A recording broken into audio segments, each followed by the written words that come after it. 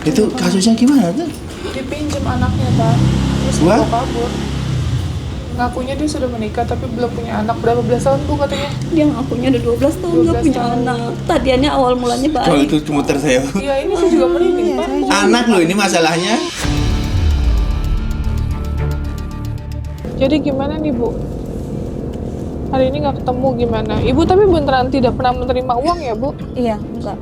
Karena kenapa? Ini saya sudah nge-share di media sosial saya gitu untuk mencari ibu ini. Iya. Jangan sampai nantinya ada hal-hal yang ibu tutupi itu merugikan saya gitu. Kan karena saya pun cuman ngarepin bener-bener dijaga gitu kan. Saya juga nggak minta muluk-muluk atau gimana gitu kan sama dia. Tapi ini tiba-tiba dia malah kayak begini gitu kan.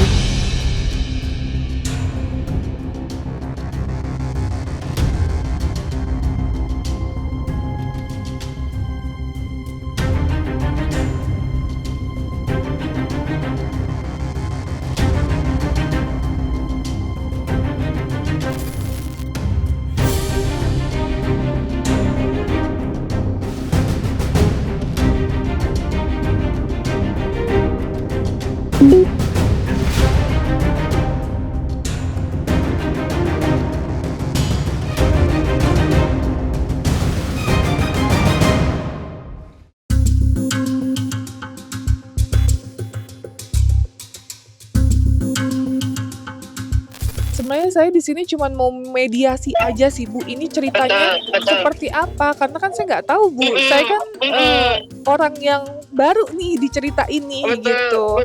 Jadi saya juga nggak mau memihak ya ibu yang melapor. Saya juga nggak mau memihak yang katanya diduga ini mengambil anaknya gitu. Betul. Itu sih, Bu, kalau dari saya, Bu. Kalau anak sih Mbak Novi alhamdulillah sehat karena kami urus dengan baik-baik ya. Tidak kami beda-bedakan istilahnya dengan anak dia kandungnya sama Arsa ya kan. Tidak kami beda-bedakan. Alhamdulillah sehat, terawat. Ya hampir mau 1 tahun kan sama kami gitu ya. Karena saya tahu banget pas dibawa datang ke rumah saya gitu Iya, ya kan. iya. Datang Tadi ke rumah ibu saya. itu cerita ibu yang tadi. Datang ke rumah saya, dia dari saya ingat dia pagi ke Bandung ngambil anak itu langsung dibawa ke sini pakai mobil langsung itulah istilahnya. Datang ke rumah saya, Bi ini katanya anaknya, ya Allah saya mungkin itu baru umur 1 bulan atau entah berapa, kayaknya 1 bulan deh kayaknya Iya, ya ada kan. fotonya ya. Betul Mbak, istilahnya kalau makanya saya nggak terima kalau dibilang penculikan atau bla bla bla karena benar-benar kami urus. Iya. Bahkan istilahnya waktu itu mamanya minta dianterin sama gitu. Iya. Itu kita udah Mungkin tahu ini semua sih. komunikasi aja ya Mbak ya. Iya, makanya kan sebenarnya kalau dibilang penculikan anak kita nggak tahu ya, Bu, tapi kan posisinya ini kenapa harus memblok gitu loh, Bu, aksesnya mulai dari Facebooknya, terus WA-nya, semuanya, teleponnya juga diblok gitu. Makanya saya juga coba hubungi, loh kok nggak bisa, kok no respon gitu. Padahal di sini kita pengen 2 bulan mediasi kemarin aja sih gitu. Mbak. 2 bulan kemarin tuh handphonenya memang rusak Mbak. Dia nggak bisa komunikasi. 2 bulan tuh. Kita jujur ya Mbak ya. Nah kebetulan ada handphone saya yang digadein di pusat gade. Ambil ya katanya nggak punya handphone.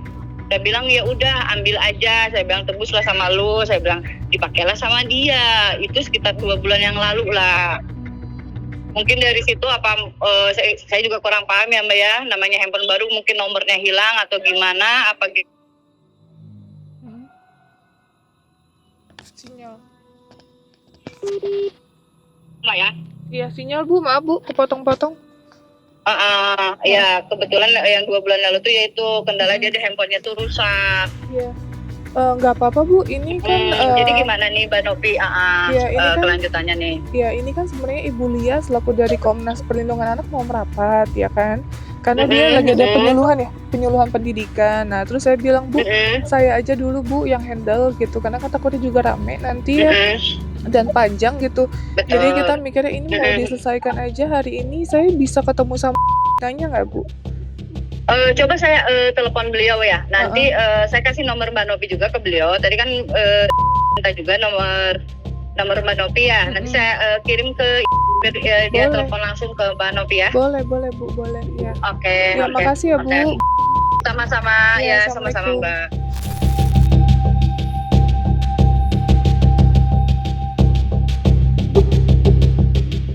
Saya itu bulan Agustus awal tuh sudah pernah ke sana Kak, tapi katanya orang sana pindah kontrakannya. Saya nggak tahu nih saya harus kemana. Sedangkan nomor saya nggak tahu di blok atau terblok, saya nggak tahu. Soalnya saya tidak merasa memblok nomor saya nanti. Justru saya kan menjemput Arsya itu ke rumahnya. Iya, ada CCTV. Iya, saya nggak pernah. Itu bukan penculikan Mbak. Itu berdasarkan Kak tolong jemput Dede ke sini. Dibawa dulu sama kakak. Oke, saya bawa Kak. Malahan pas ya Kak Yanti, kau boleh nggak Dede pulang dulu? Saya anterin di sana. Kayaknya kita miskomunikasi sih sepertinya kayak gitu. Soalnya dari sebelum dia hilang kontak ini, saya tuh udah di Sama suaminya. sama suaminya harus setiap jadi ganti nomor terus dia. Hampir setiap hari saya dapat. Oh gitu. Iya, setiap hari. Ibunya sih mau anaknya diambil. Mau diambil. Iya. Kita Nggak apa-apa, ngomong aja Bu. Iya. Ibu kemarin saya sampai jam 1 malam Bu. Iya.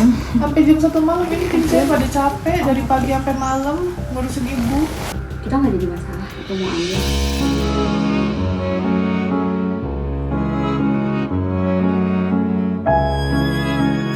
Nah, oke, guys, alhamdulillah kita udah di jalan. Jadi harus diklarifikasi ya guys.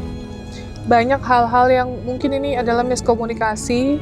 Yang pertama itu adalah poin dimana bukan ibunya itu ngeblok ya, tetapi handphonenya ini rusak. Handphonenya rusak, tidak bisa untuk dihubungi atau nyalahin handphone itu nggak ada gitu, nggak bisa. Nah terus udah gitu ternyata ada penganiayaan yang dilakukan oleh suami ibu ya Bu. Iya. Ibu kenapa nggak ngomong ada pengancaman? Makanya si mbaknya itu takut. Facebooknya dihilangin, terus WA-nya juga ganti nomor dan rusak ya Mbak. Tapi tadi rusak pokoknya intinya. Karena ada itu, ada kata-kata yang nggak bagus lah ya intinya. Emang Ibu tahu pengacara tersebut? Dia katanya dari telepon doang, dia diteleponin Kak. Terus saya bilang WA diteleponin. juga kan katanya? Kan di screenshot kirim ke ibu katanya Nggak tadi. dikirim ke saya Kak, dia cuma bilang dikirim, tapi nggak dikirim ke saya. Kan saya bilang nggak tahu masalah omongan-omongan dia sama suami saya, kan dia cuma telepon. Terus suami ibu bilang Tapi apa emang? pas di masalah dia bilang dia ngeblok itu Kak. Tapi kan itu setelah kami oh ya kita udah kenal di WA, jadi aku udah nggak pakai WA, itu memang udah nggak bisa Kak. Aku udah nggak pakai Facebook lagi. Itu sebelum adanya dia ditelepon dan dia Kak. Memang Facebook itu sudah hilang semenjak kita sudah pakai WA.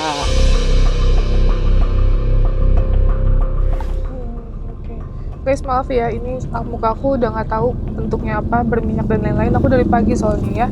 Nah lanjut, terus udah gitu ibu ini harus dijelaskan juga bahwa ibu itu nge-share di grup adopsi ternyata di Facebook, betul nggak? Iya betul. Kenapa Bu? Iya pada saat itu memang kita lagi curhat Kak, bukan curhat sih. Enggak, ibu saya nge-share di grup adopsi. Ada nggak yang mau ngadopsi gitu? bukan ada yang mau ngadopsi Kak. Saya bilang kalau saya mau lahiran, tapi saya nggak mau anak saya hilang. Saya menyerahkan anak ataupun menjual, saya nggak mau. Saya mau kita tetap keluarga. Jangan sampai putus komunikasi. Berarti ibu dari awal pun sebenarnya sudah niat untuk ngadopsiin anak ibu ya? Iya. Betul ya? Iya, tapi tanpa sepengetahuan suami dan keluarga saya. Nah, ibu kan nggak cerita itu di awal ke saya kan Bu, nggak secara terang-terangan dan jujur menjelaskan ini. Jadi makanya saya tuh ada part di mana saya mau netral, saya nggak mau gimana banget ke ibu, tapi di satu sisi ini menyangkut tentang anak yang pastinya saya sampai nggak tidur nyenyak juga gitu loh. Baru nyampe jam 12, jam 1 kita harus jalan lagi. saya sorry juga nih guys untuk tim saya gitu, tapi ini adalah kemanusiaan yang jujur dalam mindset kita ya kan, kita cari ke Bandung tuh nggak ada, takutnya lebih jauh lagi. Ini ketakutan saya aja ya. Dan ternyata ada hal-hal juga yang ibu nggak terbuka sama saya terkait pengajian tersebut, dan ibu nge-share di Facebook juga ya Bu. Ya sebenarnya Kak, kata-kata pengajian itu bisa aja diomongin dia seperti itu Kak, karena memang dia sendiri pun nggak ngasih buktinya ke saya. Dia cuma bilang melalui dia teleponan berdua Kak. Sama seperti tadi yang dia omongkan, kalau dia ada bulan Agustus datang ke rumah saya dan dibilang saya pindah. Tapi kan itu nyatanya saya nggak pindah Kak. Nah terus itu juga anak ibu ada luka-luka di badannya, itu gimana? Nah Pak, dia bilang kena rokok. Kata saya kan kemarin bilang itu bukan rokok Kak, kayak digigit nyamuk. Tapi nggak tahu kalau dia tiba-tiba dia bilang ada begitu-begitu, kan saya nggak tahu. Kalau dari kemarin dirawat sama dia Kak, saya juga nggak ngerti, namanya sebuah omongan Kak, bukan sekedar dari apa bukti ataupun apa. Saya kan nggak ngerti juga Kak. Intinya kan saya cuma bilang kalau memang kita kenal di itu Kak. Terus akhirnya kita sudah kenal di WA, kita udah nggak pakai Facebook lagi.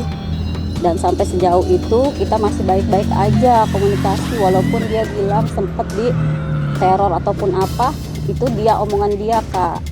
Dan Tadi saya sih melihat ya bahwa ibunya tuh yang ngomong jujur ya, kan aku belajar juga nih tentang body language dengan mimik bahasa orang itu jujur seperti apa Bu, oke gimana. Ibunya jawab dengan jujur, tegas, lantang ya Mbak, tanpa dia ngeliat ke arah aku gitu, jadi nggak ada lihat kanan kiri, nggak ada lihat ke atas tuh biasanya mikir ya. Terus ya dia menjelaskan handphone rusak, ditunjukin depan kita, ini handphone emang rusak gitu. Nah terus jadi intinya ini miskomunikasi, nggak ada niat dia juga mengambil anak ini. Kalau ditanya juga ibunya mana ya, saya cuma ngerawat doang gitu ya katanya. Terus anaknya juga sehat, dirawat dengan baik, dan mohon maaf kita tidak ada pengambilan gambar karena emang kesepakatan di awal ya guys. Dan saya membuat video ini adalah bentuk edukasi untuk kalian semua agar tidak asal memberikan anak atau memindah tangankan ke orang lain. Itu harus ada SOP-nya. Anak ini dilindungi oleh negara dan pemerintah. Ketika kalian nggak mampu, nggak apa-apa, tolong hubungi dinas sosial, tolong hubungi instansi pemerintah. Karena ya ini kan undang-undangnya dilindungi oleh pemerintah, jadi hubungi pemerintah gitu, jangan hubungin orang. Karena kalau udah hubungin orang, nanti jadinya kayak gini, tetap adalah kesalahan bersama, ibunya juga salah. Ibu merasa salah nggak Bu? iya salah Kak. Merasa salah. Salahnya apa tuh Bu? Dari awal aku malah cerita di Facebook, seharusnya aku cerita itu sama Allah dan keluarga aku. Oke. Tapi aku malah nutupin itu semua. Oke. Yang pertama ibu salah, ibu menge-share tentang di grup sih ya. Iya. Yang kedua, ibu salah, ibu lalai. Ini kan anak ibu. Ibu lalai menjadi seorang ibu menurutku. Ya Bu, ini menurutku. Iya. Ya kalau ibu yang benar, mau saya anak 7 Bu, ini bukan anak saya semua Bu. Anak 10, saya pontang-panting buat anak saya. Biarpun saya bahasa kasarnya makan nasi sama garam doang, anak saya tetap harus terpenuhi kebutuhannya. Harus sama saya. Susah senang harus sama saya. Ya, itu adalah contoh orang tua dan ibu yang bertanggung jawab. Yang ketiga, ibu menyerahkan anak terhadap orang yang ibu tidak kenal. Ya. Iya. Dan ibu percaya gitu aja sama orang yang ibu tidak kenal. Iya. Gitu, dan ibu tidak memiliki identitas diri orang yang ngambil anak ibu gitu. Terus apalagi tentang menurutku mediasi antara suami dan orang yang merawat anak ibu itu ibu miss. Harusnya kalau emang ibu mau memperkenalkan, harusnya ibu jadi penengah yang baik, dijelaskan dari awal, jangan main ngasih dulu, diceritain dulu sama suami kondisinya gini, kamu gimana, kamu oke nggak? Tapi tetap harus ada SOP dari pemerintah. Kira-kira menurut ibu gimana, benar nggak? Nah, terus juga ada tindakan kekerasan terhadap anak ibu, saya nggak tahu lah itu benar apa enggak, hanya ibu dan Allah yang tahu. Sama anak itu kan belum bisa ngomong, belum bisa ngadu. Tapi nantinya akan ada pengecekan secara berkala oleh dinas sosial ya Bu, karena dinas sosial yang akan berperan dalam kasus ini gitu. Kita akan melibatkan dinas sosial karena jujur aja Bu, saya ngebantu ini saya menanti-nantikan kasus-kasus yang lain Bu. Ada kasus ODGJ aja kita belum handle semua nih. 2 hari berturut-turut guys kita nangani kasus ini karena pikiran saya, ya Allah ini anak gimana gitu, ini anaknya di mana. Saya juga tersentuh melihat seorang ibu yang mencari keberadaan anaknya gitu. Terus Bu, untuk masalah komunikasi sih menurut saya Bu, mungkin komunikasi ibu juga sama si yang rawat anak juga kurang baik ya terhadap suami ibu juga gitu. Bener nggak sih Bu? Kalau sama saya sama dia baik Kak, sama itu saya makanya sayang sama dia, makanya saya bilang saya percaya sama dia. Nggak apa-apa Kak, kalau kamu sayang sama Arsya, yang penting kamu sayang. Tapi kalau memang dia dengan suami saya kan nggak tahu Kak komunikasi dia kemarin antara telepon-teleponan, kan bisa jadi ngomong seperti ini, yang dari suami bilang nggak begini, kan saya juga nggak tahu Kak kalau itu teleponan itu. Oke. Ibu ada yang mau disampaikan nggak Bu sama pihak dari keluarga? Untuk Kak dan keluarga, saya mengucapkan banyak terima kasih banget Kak, yang saya sendiri nggak bisa bayar dengan apapun. Saya udah cukup senang melihat Arsya sehat, baik-baik aja, dalam kondisi baik, dalam terpenuhi juga. Itu saya makasih banget Kak, makasih banget Kak. Dan saya juga mohon maaf Kak, kalau sampai harus seperti ini. Saya terpaksa mesti kayak gini dan ngomong kakak ngambil anak saya, karena saya panik Kak, saya takut. Karena di luar sana saya kan nggak tahu, saya nggak bisa melihat keadaan anak saya seperti apa, saya nggak tahu. Saya takut karena biasanya dari WA itu saya bisa tahu komunikasi bahwa Arsya baik-baik aja, Arsya sehat, itu udah cukup buat saya. Tapi dengan tidak adanya komunikasi itu saya panik, saya takut karena itu bukan waktu yang sebentar, dari bulan Juni ke bulan sekarang. Dan alhamdulillah karena Arsya udah ditemuin dengan sehat dan selamat. Terima kasih sekali lagi buat keluarga besar. Oke, itu aja ya. Sekali lagi aku terima kasih untuk keluarga yang sudah sangat wise, bijaksana sekali dalam case ini gitu, karena ya sepenuhnya adalah hak ibu untuk merawat, tapi selebihnya kita hanya bisa memantau dan nantinya kita lihat ya seperti apa. Aku nggak mau juga berandai-andai nanti takutnya gini. Tapi yang jelas kalau mungkin nanti ibu melantarkan lagi, memilih tangankan Bu, itu ibu bisa dilaporkan juga ya Bu. Iya. Ya, jadi ibu jangan sampai nanti memilih tangankan lagi atau diapa-apain ini anak gitu ya. Itu aja sih kalau dari aku. Terima kasih dan mohon maaf mungkin kalau ada yang tidak berkenan, tapi sekali lagi saya hanya di sini berjuang untuk kemanusiaan seorang ibu yang mencari anaknya yang sudah hilang atau tidak ada kabar selama 3 bulan lamanya. Ya, alhamdulillah ya kita udah selesai, case close. Terima kasih banyak tadi juga buat kita, tim juga, buat Kanopi juga. Karena bantuannya saya sekarang bisa sama lagi sama anak saya Arsya. Dan untuk kedepannya saya berharap gak akan terjadi apa-apa lagi dan Arsya tetap bersama saya dalam keadaan apapun juga. Terima kasih. Oke. Itu aja guys, kita jujur capek banget. Kita mau menuju pulang karena besok ada kegiatan lainnya. Kita istirahat dulu biar besok kita bisa fresh membantu orang-orang yang membutuhkan di luar sana ya guys. Nah untuk kalian yang butuh bantuan dalam apapun, bukan pinjem uang ya, bukan pinjol atau mau renovasi rumah, bukan ya. Bukan yang berurusannya dengan uang, tapi berurusannya dengan jasa yang bisa kita bantu dan unsur kemanusiaan ya.